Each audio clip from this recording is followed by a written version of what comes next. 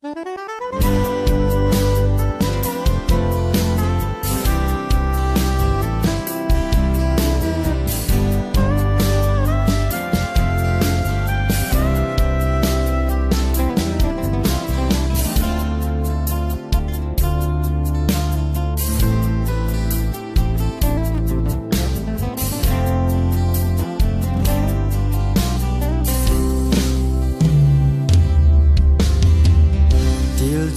ra sam ka hin ko hi pan pi ngai hin ka ling vai kum kwa ding mong hi tan tem tin hin la ngai lut ka pa thinin alung sin na na ho e ban sa tai o akidang ami happy na ho iti sanita mi ko to na jaga kente hau le vai khen poi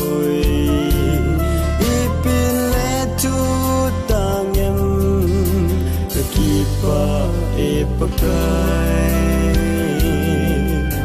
na phat na ho cheng hi zailan oi ngi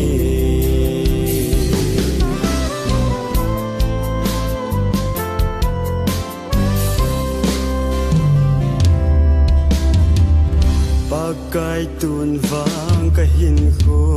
hi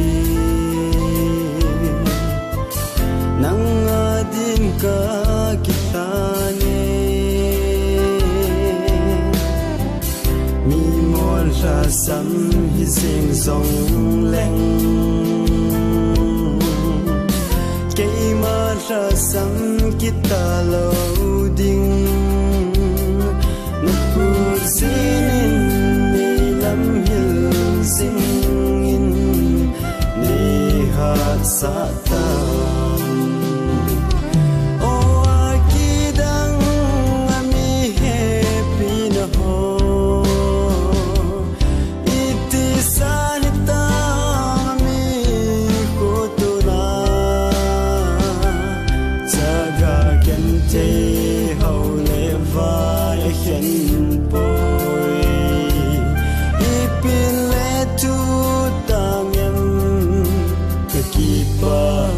pakai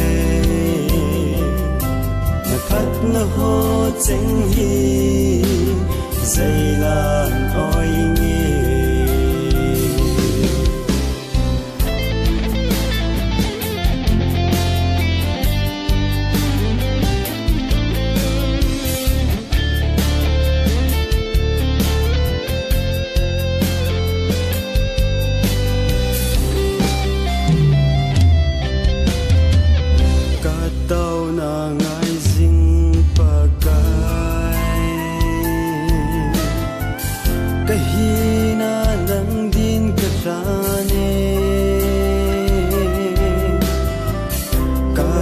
sam ni ko ni pan tin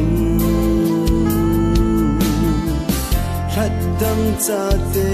zalena mun khen tum lo na tep sa van ko pi ala len kano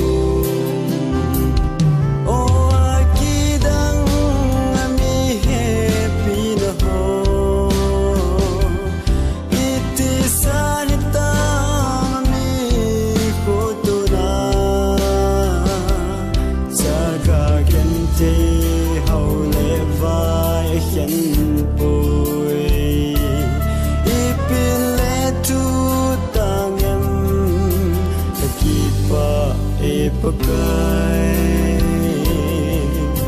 na phat na ho cheng hi zailan oi ngi